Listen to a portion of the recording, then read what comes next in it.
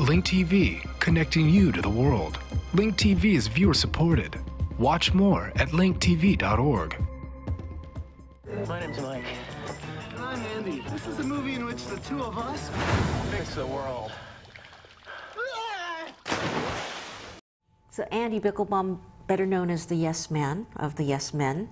Your new film, out in theaters throughout October, The Yes Men Fix the World. Since about 2000, you have been perpetrating hoax after hoax. You've been a busy guy. Yeah. How'd you get started? Well, in 1999, we knew, as everybody did, that thousands of activists were going to be heading to Seattle to shut down the World Trade Organization and protest this giant phenomenon of free market globalization that was taking place and that had so many victims around the world. And we couldn't go, so we did the next best thing, and we set up a website that looked like the real World Trade Organization website, but made fun of it, and had a lot of satirical content. If you read any of it, you realized we were kind of exaggerating. And we were surprised when a lot of people didn't realize it was fake and started writing us emails. And then one day, we found ourselves with an invitation to come speak at a conference. They wanted the head of the World Trade Organization to go to a conference. And the rest is history. Yeah, well, it actually took us about a month to decide to go, and then we did. We sent I went. I said I was a WTO representative, and it was a law conference in Salzburg, Austria. Does it ever surprise you how gullible your audience is? You can say the most outlandish things and they just kind of go, yeah? No, because I'm the most gullible person I know. You can tell me pretty much anything and I'll believe it. So it never really surprises us. It surprises me that our audiences believe that I am, say, from Exxon or from Halliburton, and that I really am. Because, I'm not a good actor, but I look kind of normal, and I can, well, why shouldn't I be the guy from Exxon?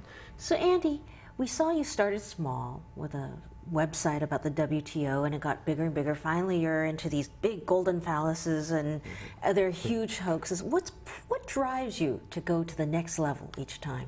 What keeps us going is a desire to get these stories into the media and to try to make funny stories, to kind of collaborate with journalists to enable them to tell stories that are important. Like, for the new movie, for example, it begins with, or near the beginning, I'm invited accidentally as Dow Chemical.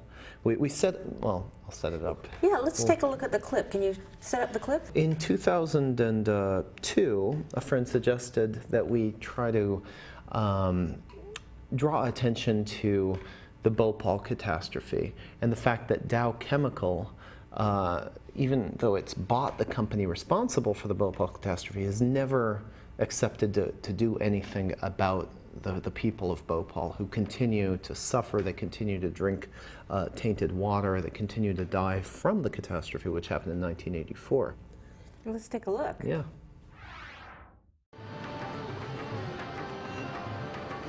Oh, God. When we acquired Union Carbide 3 years ago, we knew what we were getting, and today we are prepared to do the obvious. Let's see. Don't film too much when we get there, I think. Hi. Bonjour. And you're watching BBC World, our main headlines. The world's worst industrial accident is being remembered in India today. It's 20 years since deadly gas leaked from the Union Carbide chemical plant in the city of Bhopal. At least 18,000 deaths are attributed to the leak, and many local people say the contamination has never been properly cleared up. Yeah. Should I typically just look right into the camera? Okay. The factory still exists here, and that's been a real problem for the people living here locally. I mean, the site, I've been to it, and it's full of toxic waste. People who are living in these houses, they've all got a story to tell about that day 20 years ago. Many of them lost members of their family, and they say that they're continuing to suffer because of the tragedy. And they're saying somebody needs to answer for this. legally what they're saying is that they want to pursue the company to try and clean up the site, but whether the company will accept liability seems doubtful. Well, joining us live from Paris now is Jude Finisterra. He's a spokesman for Dow Chemicals, which took over Union Carbide. Good morning to you. A day of commemoration in Bhopal. Do you now accept responsibility for what happened? Steve, yes. Today is a great day for all of us at Dow, and I think for millions of people around the world as well. It's 20 years since the disaster, and today I'm very, very happy to announce that for the first time Dow is accepting full responsibility for the Bhopal catastrophe. We have a $12 billion plan to finally, at long last, fully compensate the victims, including the 120,000 who may need medical care for their entire lives, and to fully and swiftly remediate the Bhopal plant site. And I would also like to say that this is no small matter, Steve. This is the first time in history that a publicly owned company of anything near the size of Dow has performed an action which is significantly against its bottom line simply because it's the right thing to do.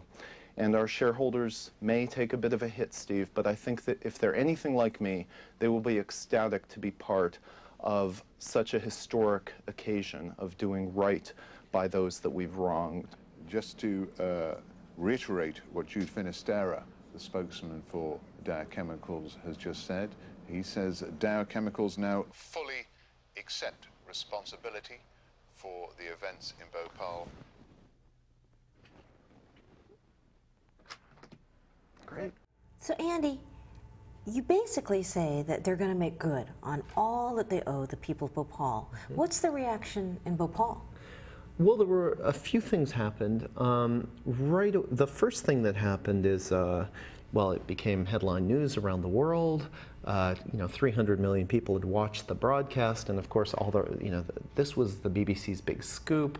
It was the top story in Google News for about an hour that Dow was finally doing the right thing in Bhopal, and their stocks. And that's the sad part of all this, is that while the rest of every human was thrilled that Dow was doing the right thing for these people, the stock market was not happy. The stock market was furious at Dow, and Dow's stock lost $2 billion for doing the right thing. And then as soon as it was announced to be a hoax, an hour after the announcement, the stock value shot right back up, which made us realize why a company like Dow can't do the right thing and won't do the right thing ever. It's because the stock market won't allow it to. And it made us realize that really what we need to do if we're going to actually make change and come up with a different way of doing business, it's to actually change the rules of the game so that profit isn't the highest human value anymore. Link TV is the only U.S. network dedicated to global and national news, uncompromising documentaries, and diverse cultural programs. Programs which connect you to the world. To learn more, visit linktv.org.